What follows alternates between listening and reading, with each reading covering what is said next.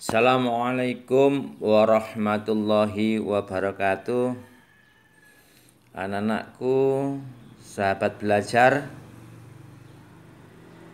kembali bertemu dengan channel saya, Sofi'i Production.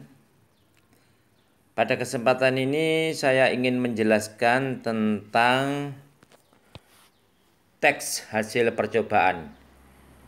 Yuk kita ikuti tayangan berikut ini.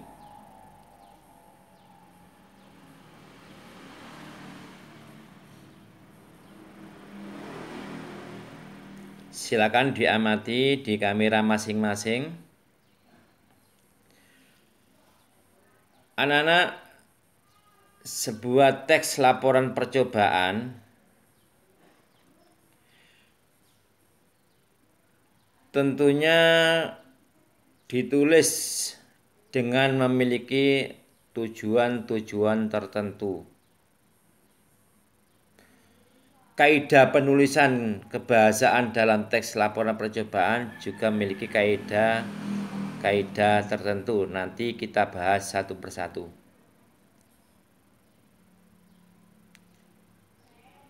Cara membuat teks laporan percobaan juga ada langkah-langkahnya. Nanti saya jelaskan.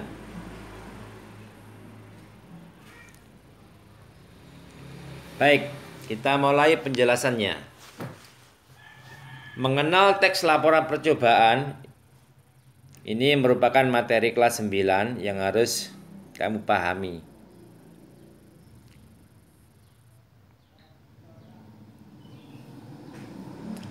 Teks laporan percobaan biasanya dilakukan oleh seorang peneliti. Seorang peneliti setelah melakukan penelitian biasanya menyusun laporan hasil percobaannya. Dan ini dihasilkan dalam bentuk karya ilmiah atau laporan praktikum. Tujuan orang membuat laporan hasil percobaan tidak lain adalah memberikan informasi kepada orang lain mengenai hasil percobaan yang telah dibuatnya. Cara membuat teks laporan percobaan ada beberapa langkah.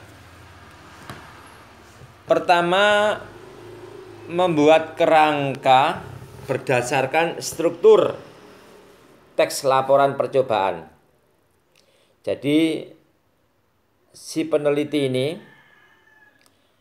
akan membuat kerangka sesuai struktur teks laporan percobaannya, mulai dari tujuan percobaannya apa, alat dan bahan saat melakukan percobaan itu apa, dan langkah-langkah dari awal hingga akhir percobaan. Itu harus dibuat satu kerangka yang utuh.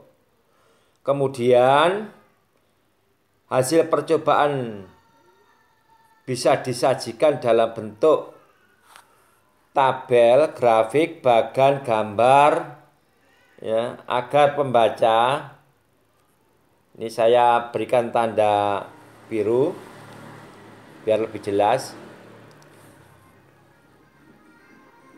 agar pembaca lebih mudah melihat hasilnya. Baru ditutup dengan sebuah kesimpulan.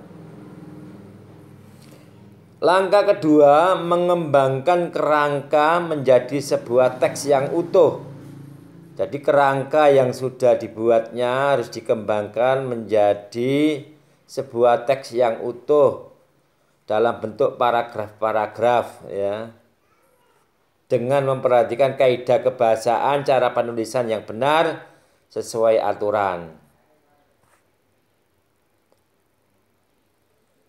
Berikut kaidah teks laporan percobaan, yaitu bagaimana bahasa yang kita gunakan dalam menulis teks laporan percobaan. Itu meliputi di dalamnya tentu mengandung ada sinonim, antonim. kamu harus paham apa pengertian sinonim dan apa pula pengertian antonim. Ya.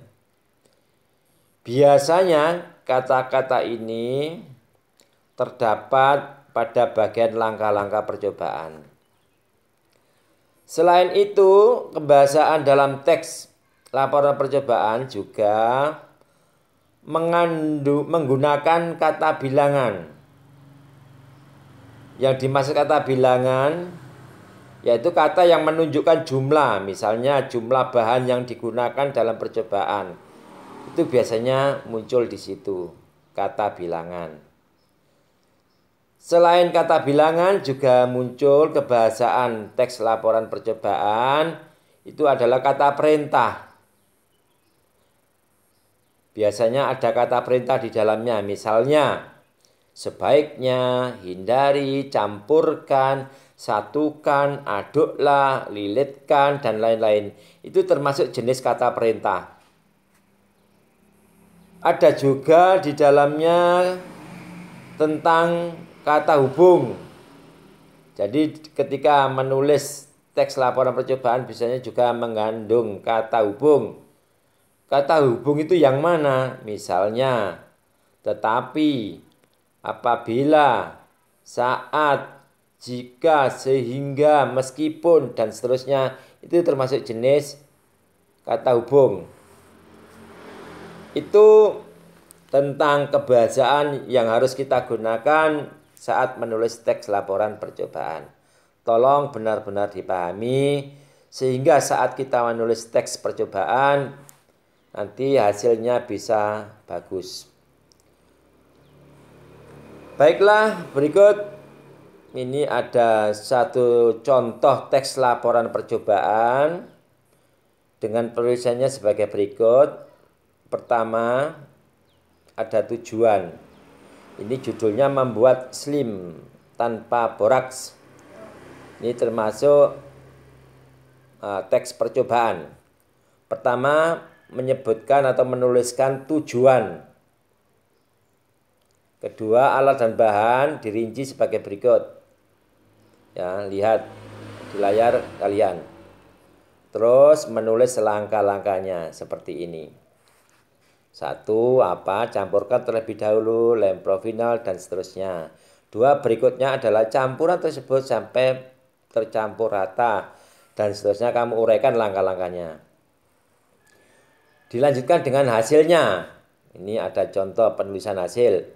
Saat kamu memiliki slam yang aman untuk dimainkan tanpa menggunakan boraks, saat ini slam sangat populer di kalangan anak-anak. Ini hasil dari percobaan ini dan ditutup dengan kesimpulan. Kamu bisa melihat kesimpulan dari contoh kesimpulan ini. Dengan membuat slam sendiri, pengetahuan dan kreativitas kamu akan bertambah. Di sisi lain juga dapat menghemat uang dan mendapatkan slam yang lebih aman jika terkena kulit karena tidak mengandung boraks. Demikian anak-anak penjelasan saya tentang penulisan teks laporan percobaan. Silakan dipahami. Kalau belum paham, putar video ini berulang-ulang sampai kamu paham. Sekian, terima kasih. Saya akhiri. Wassalamualaikum warahmatullahi wabarakatuh.